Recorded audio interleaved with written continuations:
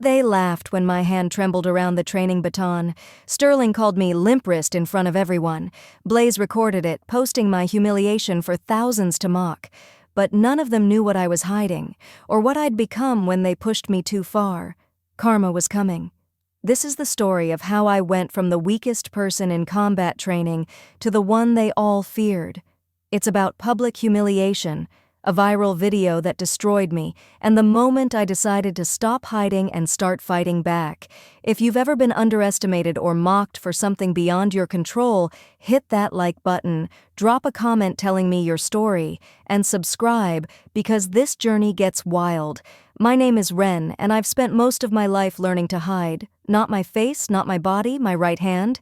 See, when I was 7 years old, I was getting out of my mom's car when my older brother slammed the door shut without looking. My hand was still there, fingers caught in the frame, and in that split second, everything changed. 4 surgeries later, the doctors told my parents the nerve damage was permanent. Some days my grip would be fine. Other days, my hand would tremble and give out without warning, like my brain was shouting commands my muscles refused to follow. I learned to compensate. I taught myself to open jars with my left hand, to write ambidextrously, to avoid handshakes by pretending I had something in my hands.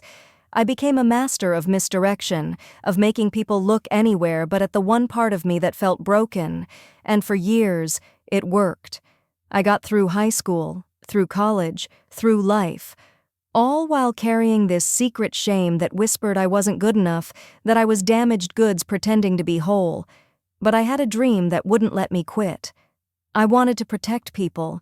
I wanted to be the person who stands between danger and the innocent, who runs toward the fire when everyone else runs away.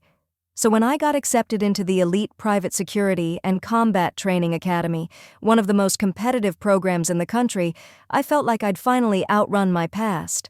I told myself that if I just worked harder, trained longer, pushed through the pain, no one would ever have to know. I could be normal. I could be strong. The first few weeks were brutal, but manageable. I stayed under the radar, kept my head down, focused on technique over brute strength. Every night I'd go home and do grip exercises until my hand cramped so badly I had to ice it for an hour. I'd practice with my training baton in my apartment, switching hands mid-drill, building muscle memory that didn't rely on my right hand always cooperating. I was so careful, so controlled. And then came week 3. Advanced weapons handling with Coach Harlow, a veteran with eyes that could spot weakness from across a room.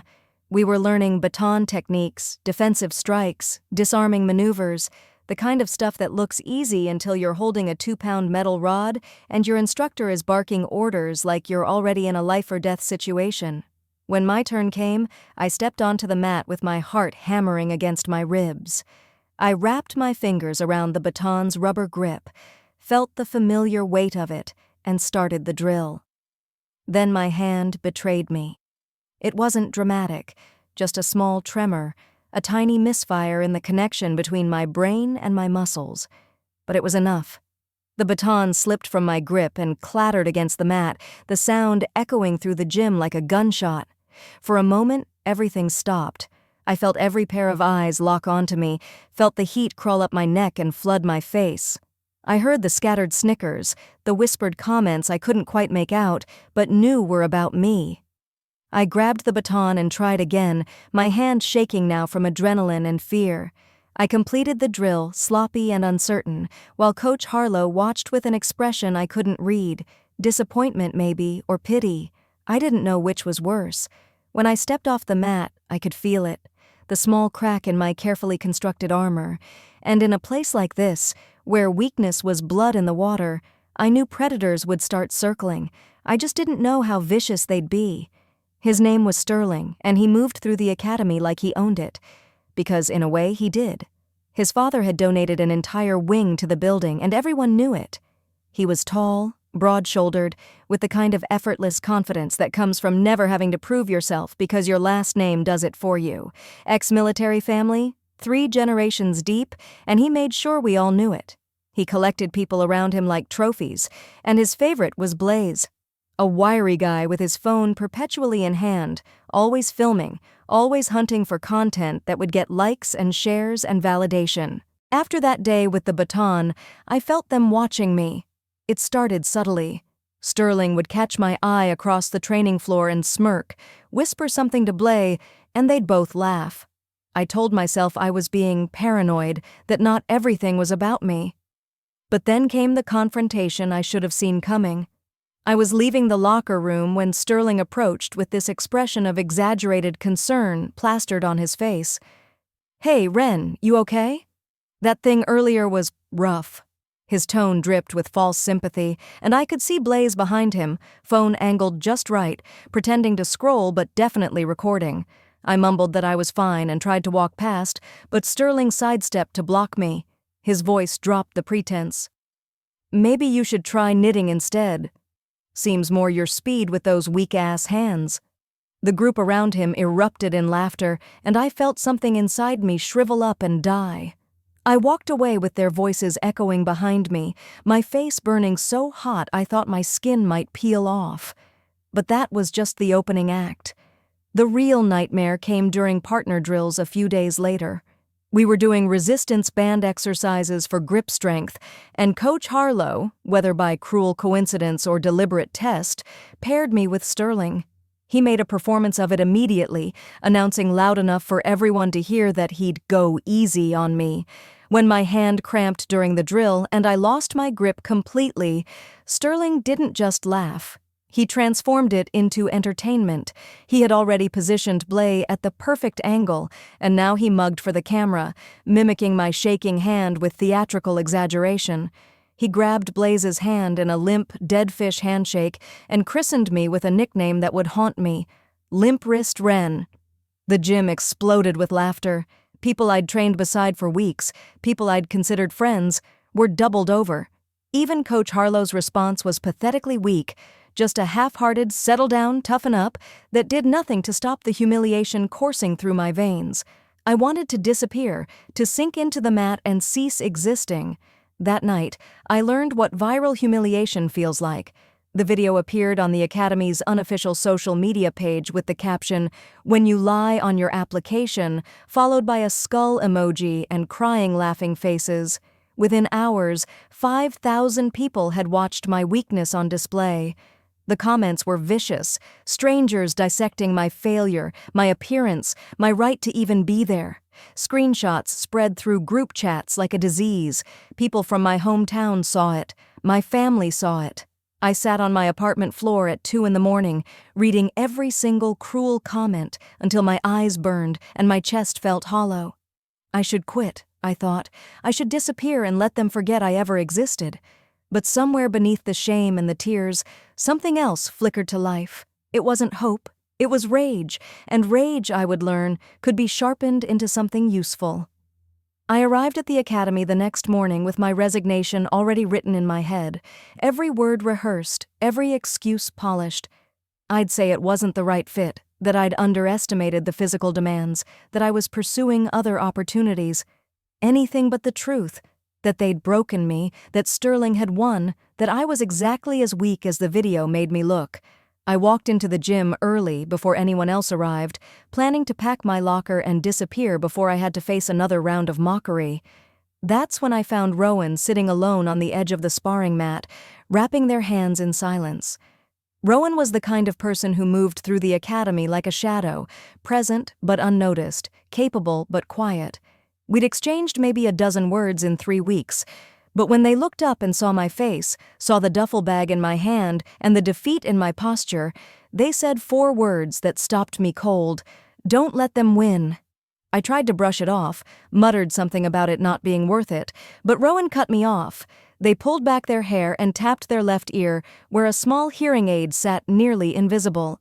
"IED explosion, Kandahar province 4 years ago," they said flatly. "Lost 60% hearing in this ear, 40 in the other. Medical discharge, end of career, everything I'd worked for, gone." They let that sink in before continuing. "You think Coach Harlow knows? You think anyone here knows I can barely hear them during drills when there's background noise? I read lips. I position myself strategically. I adapt." Rowan stood and walked toward me, and I saw something in their eyes I hadn't seen in anyone else's. Recognition. Not pity, but understanding. Sterling got here because his daddy wrote a check. You got here on grit. There's a fundamental difference between those two things, and deep down, he knows it. That's why he's so threatened by you. They gestured to my right hand. You've been trying to hide your weakness. What if you weaponized it instead? I didn't understand. Not at first. Rowan explained that they'd been watching me, had seen how I naturally compensated, how I'd started developing ambidextrous techniques without even realizing it. They offered to train me outside of regular classes, early mornings, late nights, unorthodox methods that focused on leverage and technique instead of brute strength. You'll never outgrip Sterling, Rowan said bluntly, but you can outthink him, outmaneuver him, and outlast him, if you're willing to work. I looked at the duffel bag in my hand, then back at Rowan. Something shifted in my chest, that rage from the night before crystallizing into something harder, sharper. I thought about Sterling's smirk, about Blaze's camera, about every comment that called me weak and worthless, and I realized that quitting wouldn't make the video disappear. It wouldn't erase the humiliation. It would only confirm their story about me, that I was exactly what they said I was. I dropped the duffel bag. When do we start? Rowan smiled, a small, knowing expression that held a promise of pain and transformation. 5 a.m. tomorrow. Bring your anger. You're going to need it. As I left the gym that morning, I passed Sterling in the hallway. He made a limp wrist gesture and laughed. I didn't react, didn't flinch, but inside I made him a promise he couldn't hear. I was going to make him regret every second of that video, not with words, with proof. 6 weeks of brutal training had transformed me in ways I couldn't have imagined. Every morning at 5 a.m., Rowan and I met in the empty gym, and they systematically deconstructed everything I thought I knew about combat. We didn't focus on what I couldn't do. We built an entire fighting system around what I could. Left-hand dominance for strikes, leverage-based throws that used an opponent's weight against them, grappling techniques that required zero grip strength. My core became iron, my reflexes sharpened to razor edges. Meanwhile, Sterling's mockery continued like background noise. He started calling me Wren the Wen, as in, when will you quit? He'd make chicken gestures when I walked into rooms, and Blaze kept his camera ready, hoping to catch another viral moment. I endured it all in silence, storing every insult like ammunition. Then Coach Harlow announced the midterm combat practical, and the air in the academy shifted. This was the test that separated the serious candidates from the pretenders. Full contact scenario drills followed by live sparring matches with randomized pairings. The best performer would get recommended for advanced placement, a fast track into elite security positions that people spent years working toward. The first challenge was the weighted dummy drill. Neutralize a 200-pound training dummy while under simulated attack. Strobe lights, sirens, instructors screaming threats in your face. Sterling predicted publicly that I'd drop out before the dummy drops me, and the familiar laughter followed. Blaze filmed it with a caption I didn't need to see to know existed. Test day arrived with the weight of everything I'd endured pressing down on my shoulders. I watched Sterling go first, and of course he demolished it, used his brute strength to muscle the dummy into a chokehold and flip it in 12 seconds flat. The class erupted in cheers, and he took a theatrical bow in my direction, his message clear. Beat that. Others went. Some succeeded with varying degrees of grace, others struggled and failed. Then Coach Harlow called my name, and the gym went quiet in that awful way that meant everyone was waiting for me to fail again. I stepped onto the mat and heard the whispers start, saw Blaze raise his phone, heard Sterling shout, "Let's see those limp wrists work, Wren!" The simulation began, lights flashing, sirens blaring, instructors screaming that hostiles were approaching. I moved toward the dummy, and I could feel the entire room holding its breath, expecting me to grab it by the neck or arms like everyone else, expecting my hand to fail me again. Instead, I dropped low, exactly like Rowan had drilled into me 1,000 times. I used my shoulder to off-balance the dummy's center of gravity, hooked my leg behind its base, and in one fluid motion used pure leverage and momentum to flip it. But I didn't stop. Muscle memory took over, and I followed through with a submission hold that required no grip strength at all, pinning it completely. Time: 8 seconds. The silence that followed was deafening, broken only by Coach Harlow's voice cutting through. Textbook, adaptive technique. That's how it's done. I stood, breathing hard, sweat dripping down my face, and I turned to look directly at Sterling. I didn't say a word. I didn't need to. His expression, shock melting into something that looked almost like fear, said everything. The live sparring portion began immediately after, and the energy in the room had shifted. People were looking at me differently now, not with mockery, but with curiosity, maybe even respect. Coach Harlow announced that pairings would be randomly drawn, and I watched him pull names from a helmet. When he called mine, followed immediately by Sterling's, the gym erupted. I caught Rowan's eye across the crowd, and they gave me the smallest nod. Whether the draw was truly random, or if Coach Harlow had orchestrated this moment of reckoning, I didn't care. This was happening. Sterling stepped onto the mat with that familiar arrogance, cracking his knuckles like we were in some action movie. "This'll be fun," he said loud enough for everyone to hear. "Try not to cry, limp wrist." Blaze had his phone up, of course, along with half the class. They wanted a show, and I was about to give them one, just not the one they expected. The bell rang, and Sterling charged immediately. No strategy, no finesse, just raw aggression fueled by the need to reassert his dominance. I sidestepped at the last possible second, exactly as Rowan had taught me, letting his momentum carry him past. He stumbled, recovered, swung wide with a right hook that I blocked with my forearm. I countered with a sharp left jab to his ribs, and the look on his face, pure shock that I'd actually landed a hit, was almost worth 6 weeks of his torture. The fight intensified. Sterling tried to grapple, probably thinking he could use his size advantage to overpower me, but I'd spent 42 days training for exactly this scenario. I used his own weight as an anchor, swept his leg, and watched him struggle to maintain balance. He grabbed my right wrist, my weak hand, and squeezed hard, deliberately trying to hurt me, trying to trigger that tremor that had humiliated me in front of everyone. I saw the calculated cruelty in his eyes, the expectation that I'd crumble, but I didn't flinch. Pain was just information now, and I'd learned to work through it. I used his grip as an anchor point, pivoted my entire body, and threw him over my hip, using a technique that required zero hand strength. Sterling hit the mat hard, the impact forcing the air from his lungs in an audible gasp. I could have stopped there. Coach Harlow would have called it. But something in me, all that stored rage, all those sleepless nights reading cruel comments, all those moments of shame, demanded more. I followed through with a controlled armbar, applying just enough pressure to make my point without injuring him. Sterling's hand slapped the mat twice, the universal tap out. The room exploded, but this time it wasn't laughter. It was shock, respect, disbelief. Coach Harlow called the match, and I released Sterling immediately, standing while he stayed on the mat, gasping. His face was crimson, but not from exertion, from humiliation, from having his entire narrative about me shattered in front of the same audience he'd used to mock me.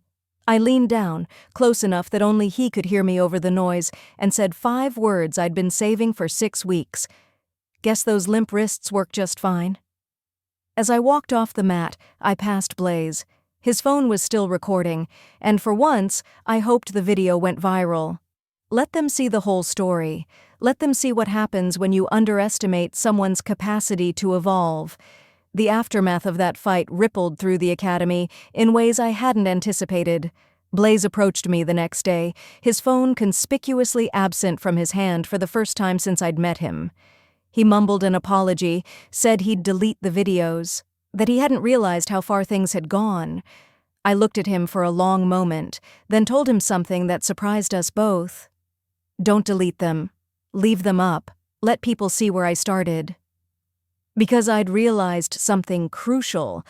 Those videos weren't my shame anymore. They were my origin story. They were proof that the person I'd become had been forged in the exact fire meant to destroy me. Sterling avoided me completely after that. His entire demeanor changed, the arrogance deflated like a punctured tire, the constant commentary silenced. He still trained, still showed up, but he moved through the academy like a ghost of his former self.